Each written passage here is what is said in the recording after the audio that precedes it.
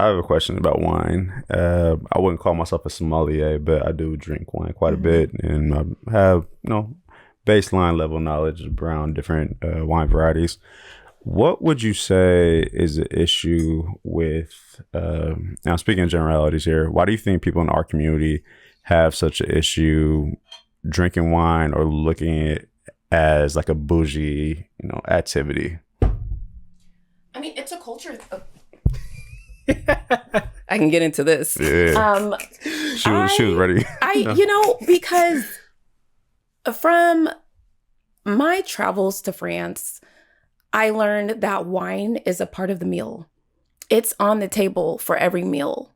And I feel like our community has not always had the opportunity to experience the impact and the power that comes with wine.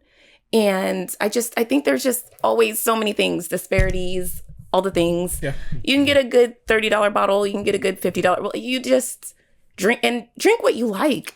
That's always my biggest thing, bro. Yeah. Like, we've had conversations about this before. I've had $100 bottles of wine that tasted terrible. I've had $15 bottles of wine that were some of the best collections I've ever had.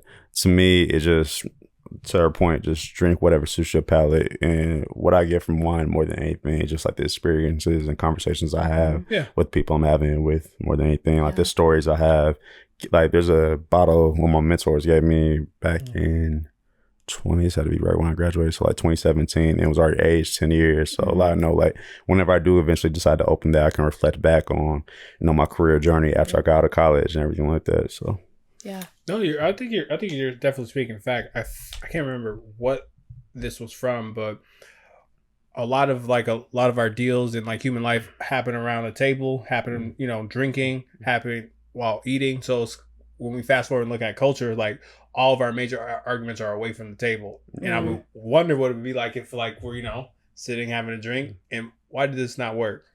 Yeah. And to double down on that too, I feel like part of it too is also people at times have like inferiority complex, and like they look at wine or certain like restaurants or whatever have you as like luxury items, or like, I'm not supposed to be in this space. Like, bro, this is no different than you drinking like a glass of Hennessy or like tequila or whatever have you. It's just, I'm drinking some wine as opposed to, XYZ. Right.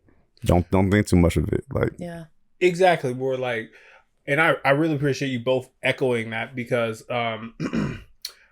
it just takes me to the point where I think when it comes to like our culture, I think once we kind of get out of like we've heard this so many times, like the crab in the barrel mentality, or like the invisible.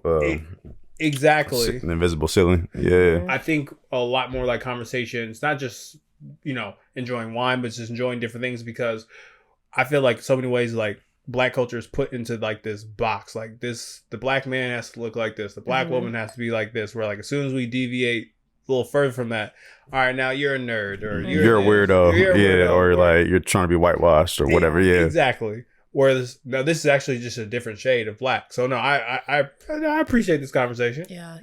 I grew up in Beaverton. And so I've always been, siloed in my own little world. I had a great experience growing up. Don't get me wrong, but I had so many experiences because my peers were able to naturally explore. There were no parameters with them in exploration. They were able to move and shake. And their parents supported them moving and shaking. And so, there was no restrictions. I remember having my first glass of wine. I had a friend whose parents owned a vineyard, and we were like 14, and we had a Pinot, and that was my first taste. And so wine has always been a part of my life, and there's nothing like holding a bottle. There's nothing like swirling the glass in your hand. It feels good. It feels powerful. And, it's whatever you want it to be. And that's why I didn't start talking about tasting notes and what you smell, because that doesn't matter. You're going to taste what you want to taste. You're going to smell what you want to smell. It's not that deep. And that's why I laughed at the beginning. I felt powerful when I had this glass. Yes. Yes. See, thank you. See, I felt. You know, I'm gonna take you to Eras tasting room. They have like this. I don't know. It's In the not. Pearl? Yes. Yeah. They have like this. Almost you could say like a science chart for like breaking down different notes with wines. Yep, so we'll do that one day. Okay, Yeah. no, Yeah. I will. That'd be I will love that. I would say this guy, like one of the most. There's like 3 guys I would say cultured, like know everything. He's definitely in my top 3. He's a guy. Yeah. Yeah, Swiss Army I knife. could kick it with the YNs, or I could go to Oh my a gosh. play on Broadway. Exactly. Yeah. Exactly. So I'm curious.